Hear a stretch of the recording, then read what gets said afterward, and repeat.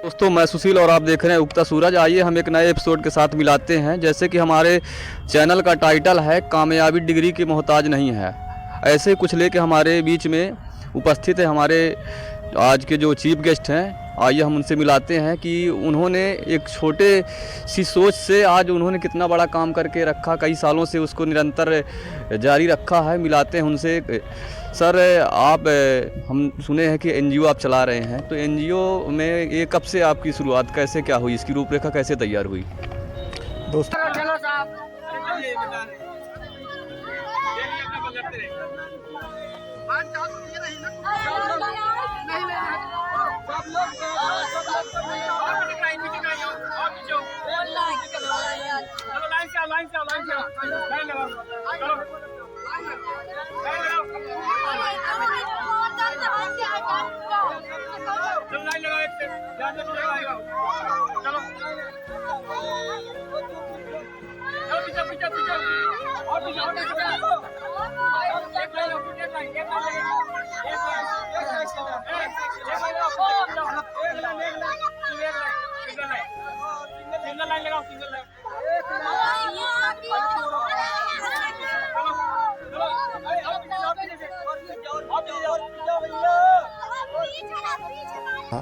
चला रहा हूँ और जो कि गांव में जाकर मैंने देखा कि गांव के हर एक गांव के बाहर एक गरीब बस्ती होती है जो कि आदिवासी, हरिजन और कहना चाहिए कि छोटी जाति के लोग रहते हैं और वो उनके पास कोई सुख सुविधाएं नहीं होती, यहाँ तक कि उनके पास रहने को, खाने को, पहनने को और उनके पास किसी प्रकार की सुविधाएं नहीं होती, फिर भी वो जीवन अपना जी रहे होते हैं। और उसी सोच के चलते मैंने इसको थोड़ा सा विषय में सोचा मैंने और मैंने ये देखा कि हम क्या इनकी कुछ मदद कर सकते हैं। तो पहले तो शुरू में मैंने एक मदद के रूप में एक कदम उठाया और मैं इनकी मदद के लिए गांव जाकर अपने दोस्तों, अपने साथियों के साथ अवधेश जी, संदीप शुक्ला और विजय सिंह परिहार और दिलीप रजक जी और अन्य साथियों के साथ एक समूह के साथ हम लोग जाके गांव में जितनी भी गरीब आदिवासी भाई बहन, बच्चे, माता पिता हैं, उन सब की एक मदद करने के लिए एक कदम उठाया। और जो निरंतर आज तक मैं कहा जाए कि मैं कम से कम हज़ारों गांव से ऊपर मैंने गिनती तो नहीं किया है और उन गाँव में जाके उन गरीबों को कपड़े वितरित किए हैं।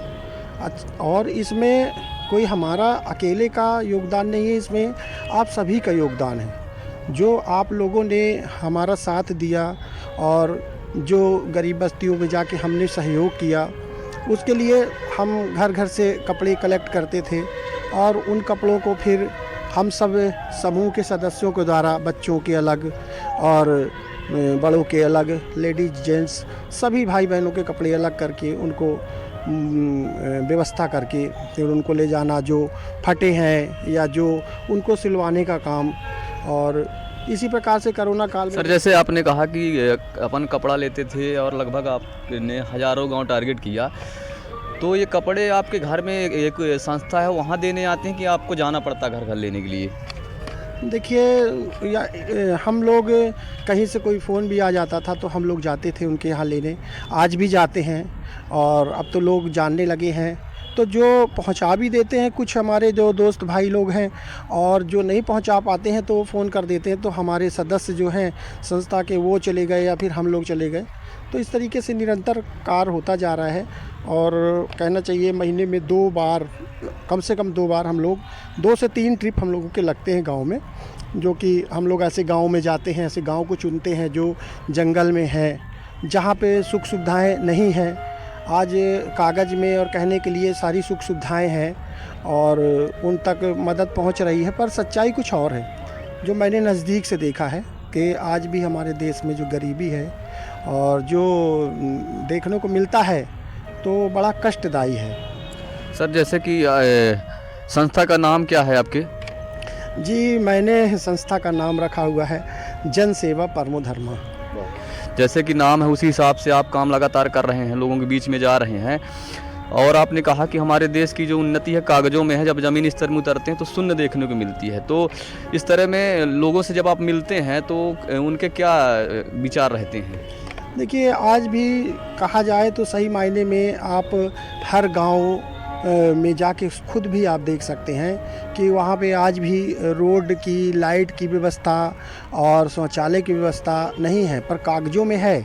उनके पीने के पानी की व्यवस्था वहाँ नहीं है, उनके इलाज के साधन वहाँ पे नहीं है, अगर है भी तो वहाँ डॉक्टर नहीं है। शिक्षा के लिए स्कूलें बनी हैं जिस पे गाय भैंस गोबर करती हैं और उसके अंदर न गेट है न कहीं। मैं जाके देखा हूँ, गवर्नमेंट की शासकीय बिल्डिंग बनी हुई है जिसमें बड़ी गंदगी देखता हूँ हर गांव में, और अभी भी वो निरंतर है, क्योंकि इस ओर सरकार क्या प्रयास कर रही है। अब ये तो मैंने अधिकतर मैंने देखा है कि प्रयास तो अब हो रहे हैं, एक अच्छे स्तर पे हो रहे हैं, पर अभी प्रेजेंट टाइम, आज की डेट, आज के समय तक अभी भी बहुत सारी ऐसी स्कूलें हैं जहाँ पे रात में गाय भैंस वहाँ सोती हैं और दिन में वहीं गोबर के बीच में बच्चे आके खाना खाते हैं। मैं देखा हूँ, क्योंकि मैं जाता हूँ उन गाँव में, तो मैं एक ज़मीनी स्तर पे काम करता हूँ, तो मैं वहाँ देखता हूँ कि जो सुख सुविधाएं हैं वो अभी भी उस सुख सुविधाएं से ये हमारे गरीब भाई बहन अभी बहुत दूर हैं। सर, जैसे कि आपने संस्था का निर्माण सन 2000 से किया है, निरंतर उस पे कार्य कर रहे हैं, आपने हज़ारों गांव टारगेट किया है और उनको जो भी सामग्रियां प्रदान कर रहे हैं अपने स्तर से जाके बहुत बड़ा काम कर रहे हैं। तो ये संस्था के उद्देश्य किन किन मुद्दाओं पे आप काम कर रहे हैं? देखिए, संस्था की तो एक 2012 से मैंने जब इसको देखा तो एक गरीब बच्चे को देखा था जो कि बहुत ही कहना चाहिए कि हमारे बच्चों के साथ और भाई भतीजों के साथ खेल रहा था, पर उसके पीछे से बम के पूरे कपड़े फटे हुए थे। तो मेरे को लगा कि बताओ, एक इतने फटे हुए कपड़े पहन के खुश है और हमारे घर में तो सब कुछ है। ये एक सोच हमारे अंदर आई थी, उसी सोच के चलते मैंने एक निर्णय लिया था, एक सोच मैंने मन में जागृत हुई थी, एक संकल्प आया था कि मैं इनके लिए कुछ करूंगा। और मैंने अपने घर से ही शुरुआत की, अपने घर से घर के कपड़ों को सब इकट्ठा किया उनके लिए, फिर उस गांव में जाके वहां जाके मैंने वो पहाड़ी क्षेत्र में जाके मैंने कपड़े बांटे, और फिर मैंने अपने दोस्त यार जो भी हमारे मोबाइल के संपर्क में, व्हाट्सएप में, सभी को मैसेज किया। कुछ दोस्तों ने तो मेरा मजाक भी उड़ाया कि रफ़ीक भाई कैसी स्थिति आ गई है कि आप कपड़े मांग रहे हैं। तो मैंने बोला कि हाँ, मेरे गरीब भाई बहन हैं जिनके पास कपड़े नहीं हैं, ये सच्चाई है, मैं उनके लिए ही मांग रहा हूँ। और वो दरअसल में है भी हमारे अपने, पर अगर हम महसूस करें तब, क्योंकि अभी भी वो हमारे सक्सेस और हमारी तरक्की से वो बहुत पीछे हैं, और वो पता नहीं कब तक में वो हमारे इस सुख सुविधाओं का उनको निरंतर लाभ मिलेगा। और अभी भी हमारा यही सोचना है कि आज जो 12-13 वर्ष हो गए मेरे को इसमें काम करते हुए, और अब हमारा कुछ ये भी सोचना है कि अभी आगे चल के इसमें हमारी रोज़गार के ऊपर, और कहना चाहिए शिक्षा के ऊपर, और जो गांव में असुविधाएं हैं उसके ऊपर हम लोग अभी काम कर रहे हैं, और निरंतर आगे भी यही चलता रहेगा। जैसे कि संस्था जो है, हम देख रहे हैं कि गांव जाते, तो ये आपके ज़िला के अंदर ही चल रही है, जैसे सतना ज़िला में हम लोग मौजूद हैं, कि ज़िला के बाहर भी है, कि मतलब आप केवल क्षेत्रीय स्तर के, कैसे आप इस पे काम कर रहे हैं?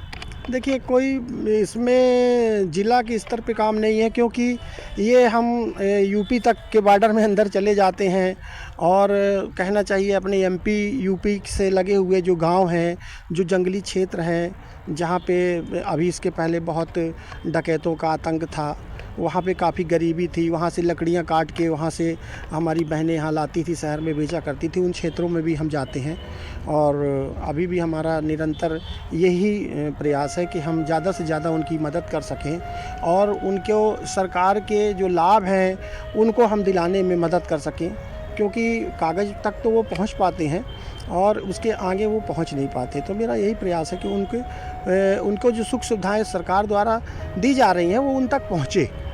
जैसे कि आप इतना अच्छा नेक काम कर रहे हैं, एक हिसाब से मैं देख रहा हूं कि आपकी जो संस्था है उन ज़मीनी तबके के व्यक्ति, एक अंतिम छोर के व्यक्ति तक आप पहुंच के उनको सुख सुविधाएं दे रहे हैं। तो सरकार इसमें कभी नज़र डाली है, या कि कभी ऐसी कोई चर्चा सरकार के से आपके बीच में हुई है कि अभी मतलब केवल आप व्यक्तिगत एक कार्य आपकी समिति के द्वारा हो रहा है? अभी देखिए, कहना चाहिए कि मैंने भी प्रयास नहीं किया था, गवर्नमेंट से कोई मदद मांगने का। मैंने निरंतर 8-9 साल बिना किसी से शुल्क लिए, और अभी भी मेरे को कोई शुल्क नहीं मिल रहा है। अभी मेरे को जब कुछ लोगों ने देखा तो उन्होंने कहा कि आप इसके लिए एक NGO रजिस्ट्रेशन करवा लो, उसमें काफ़ी सुख सुविधाएं और अच्छा आप उसमें कर सकते हैं लोगों के लिए। तो मैंने अभी 2019 में रजिस्ट्रेशन कराया है, और अभी भी हमारा कुछ डॉक्यूमेंट्स हम क्लियर करवा रहे हैं, ताकि हम चाहते हैं कि हमको इस समाज के द्वारा और सरकार के द्वारा अगर कुछ मदद मिल सकेगी तो हम इसमें और बेहतर और अच्छा कर सकेंगे। काफ़ी मैंने देखे हैं बड़े बड़े ट्रस्ट हैं जो चल रहे हैं, आज कहीं ना कहीं से सामाजिक तौर पे सरकारी तौर पे उनको मदद मिली है, तभी वो और अच्छा कर पाए हैं। बिल्कुल। क्योंकि बिना आर्थिक सहयोग के कोई भी कार्य अच्छा कर पाना असंभव है, पर जितना मेरे से हो सक रहा है, तो अभी तक तो मेरे को किसी प्रकार की कहीं से कोई भी सोर्स ऑफ इनकम या कहना चाहिए मदद मैंने अभी तक गवर्नमेंट से ना कि अभी सामाजिक रूप से नहीं मिले। हमारे जो सहयोगी साथी हैं, हम उनसे ही जो भी होता है तो उनसे अपना आपस में ही हम लोग करके और कर लेते हैं। जैसे भाईजान, आपका हमने सुना था एक बार शिवराज सरकार ने, शिवराज जी स्वयं आपको हाथों से इनाम दिए थे, घटना अपने जान जोखिम में डाल के और शासन की हेल्प किया था। तो कौन सी घटना थी, थोड़ा सा जिक्र करना चाहेंगे? क्योंकि आपकी काफ़ी प्रशंसाएं हमने सुना है और काफ़ी लोगों ने चर्चा किया है आपके प्रति। तो क्या चीज़ थी वो जो मतलब माननीय शिवराज सिंह आपको स्वयं अपने हाथों से इनाम दिए थे? माननीय शिवराज सिंह चौहान द्वारा जो मध्य प्रदेश का वीरता अवार्ड मिला था मुझको, वो भी मैंने एक समाज सेवा में ही के चलते मैंने अपनी जान को जोखिम में डाल के और मैंने कुछ लोगों की जान बचाई थी। मैं उनका नाम नहीं लेना चाहूँगा और ना ही मैं ये बताना चाहूँगा। तो उसके चलते मुझको ये समाज सेवा के ही चलते मेरे को ये पुरस्कार मिला, जबकि मेरे को मन में ये नहीं था कि मुझको ये पुरस्कार मिले। मैंने तो एक समाज सेवा की है और अभी भी मेरे को इसके बदले में कुछ नहीं चाहिए। जी। क्योंकि मैं समाज सेवा कर रहा हूँ, वही करना चाहता हूँ, मैं उसके बदले में कुछ पाना नहीं चाहता। जी। जैसा कि हमारे बीच में आज के सेशन में हमारे चीफ गेस्ट में रफ़ीक खान जी प्रमुख थे और उनके अपने विचार सुना कि किस प्रकार से अपने स्तर से देश की गरीबों के लिए, अपने जो ज़मीनी स्तर के अंतिम छोर के व्यक्ति के लिए लगातार प्रयास में है। यदि इसी प्रकार के हमारे बीच में लोग निरंतर प्रयास करें तो हमारे देश की बहुत बड़ी उन्नति का कारण बन सकता है। जो गरीब और अमीर के बीच में खाई है उसको बहुत कम समय में भरा जा सकता है। आइए हमारे बीच में और उनके कुछ सहयोगी साथी हैं। दिलीप रजक जी, आप रफ़ीक भाईजान के साथ में कब से काम कर रहे हैं? मुझको 3 या 4 साल से ऊपर हो गया। अच्छा, तो आपको उनके साथ काम करके कैसा लग रहा है? मतलब जैसे उन्होंने कहा कि मिलता है। मतलब जैसे उन्होंने कहा कि हमें पैसा मिले या ना मिले, उसके बाद कुछ मिले ना मिले, हमारा जो इंसानियत के रूप में धर्म है, सबसे बड़ा इंसानियत सबसे बड़ा धर्म है, उस पर लगातार वो काम करे। तो उसको आप ऐसे ही ले रहे कि आप उम्मीद करते कुछ हमको उससे मिलना भी चाहिए? नहीं, हमको मिलना नहीं चाहिए। जी जी। मिलती दुआएं हैं। हाँ। दुआ को उम्मीद तो करते हैं। अच्छा, मतलब इस काम को करके आप संतुष्ट हैं? संतुष्ट हैं। भाईजान का आप साथ देंगे? साथ देंगे जब तक रहेगा जीवन? जब तक रहेगा जीवन। चलिए, आइए हमारे बीच में और युवा साथी हैं। क्या लगता है भाईजान? भाई साहब रवि वर्मा जी, आप रफ़ीक भाईजान के साथ कब से काम कर रहे हैं? मैं जब बचपन ही से मैं उनके साथ हूँ, मैं उनको चाचू बोलता हूँ। अच्छा, क्या क्या काम मतलब उनके साथ में आप क्या रहता है, आपका सहयोग क्या रहता है? सहयोग यही कि जहाँ जाते हैं तो साथ में लेके गए, कहीं कपड़े बांटना, कहीं गरीबों की कुछ भी, मतलब हॉस्पिटल में किसी को एडमिट कराए हैं तो उनके पास जाना, उनको देखना कि कैसा है कैसा नहीं है। कोई वो प्रेम भाव से, मतलब इंसानियत के नाते कि मतलब जैसे कोई है पड़ा हुआ है उसको उठा के ले गए। और अभी कुछ हफ्ते पहले ही हम लोग इधर गए थे, क्या नाम था उस गांव का? परसमनिया में क्या कहते हैं, वहाँ कपड़े बांटे, वहाँ। और इधर क्या कहते हैं, जवाहर नगर में जो गरीब बस्ती नहीं है, उधर क्या कहते हैं, जाके कपड़े वपड़े बांटना, ये सब यही सब। अच्छा, मतलब भाईजान के साथ आप काम करके मतलब खुश हैं, है ना?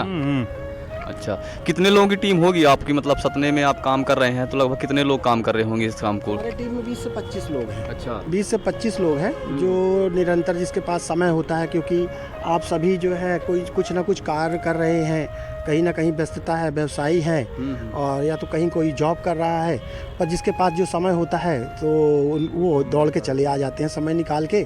और मैं भी एक व्यवसायी ही हूँ, अपने व्यवसाय से समय निकाल के कभी दुकान में ताला मार के भी जाना पड़ता है। वैसे आपका किस क्षेत्र में काम रहता भाईजान? देखिए, मेरा तो अभी मैं पुराने टायरों का काम है और वो उसको ही मैं कर रहा हूँ। और उसके अलावा जो अपना कहना चाहिए कि कुछ और भी अपने घर, जैसे अब माता पिता के द्वारा हमको जो संपत्ति मिली है तो उसमें भी हमारा सब कुछ है, सब अच्छे से है। पर हमको ये लगता है कि जैसे मेरे पास सब कुछ है तो आज उनके पास नहीं है या उनके खाने पीने की व्यवस्था नहीं है उन गरीब भाई बहनों के पास, तो उनको होना चाहिए। क्योंकि बहुत कुछ तो सरकार के द्वारा मदद की जा रही है, गेहूँ दिया जा रहा है, पर गेहूँ देने मात्र से कुछ नहीं होगा। क्योंकि सबसे ज़्यादा तो गेहूँ से ज़्यादा तो शिक्षा देने की ज़रूरत है गांव-गांव में। बिल्कुल। क्योंकि जब गेहूँ शिक्षा ज़्यादा अच्छे स्तर पे मिलेगी तो उनको गेहूँ देने की या लेने की मोहताजगी नहीं रहेगी। कि रोज़गार उनको देने की ज़रूरत है। आज के दौर में स्वास्थ्य और शिक्षा के ऊपर काम करने की ज़रूरत है और उसी क्षेत्र में हम लोग थोड़ा सा प्रयास कर रहे हैं अभी। जैसे आपने सरकार को लेके कहा कि सरकार केवल अनाज देती है ना, तो मैन है कि शिक्षा मिलना चाहिए, उनकी उचित तरीके से जो एक जीवन में आवश्यकता है वो चीज़ नहीं हो पाई, तो सरकार के विषय में क्या कहना चाहेंगे कि आज जो वर्तमान सरकार है वो सही तरीके से काम कर रही है कि कैसे काम करना चाहिए उसको? देखिए, सरकार के द्वारा काफ़ी मदद की जा रही है लोगों की। अब बहनों को भी कुछ आर्थिक सहायता दी जा रही है, वृद्धों को भी आर्थिक सहायता दी जा रही है, गरीबों को भी अन्न दिया जा रहा है, बहुत कुछ किया जा रहा है। पर मेरी सोच है कि इन सब से ऊपर उनको शिक्षा देना चाहिए और आत्मनिर्भर बनाना चाहिए। उनको कहीं ना कहीं उनके जॉब की, उनकी नौकरी की व्यवस्था होना चाहिए। जो बेरोज़गार आज के देखा जाए युग में कि सबसे ज़्यादा बेरोज़गार है। बिल्कुल। एजुकेटेड होने के बाद भी लोग काम ढूंढ रहे हैं और कहीं ना कहीं सोच रहे हैं कि मेरे को कुछ काम मिले। तो जो मैं देख रहा हूँ तो उस क्षेत्र पे ज़्यादा ध्यान देना चाहिए जी। बिल्कुल। जैसे कि हमारे बीच में आज के इंटरव्यू सेशन में हमारे चीफ गेस्ट के रूप में माननीय रफ़ीक भाईजान और उनके सहयोगी साथी रहे।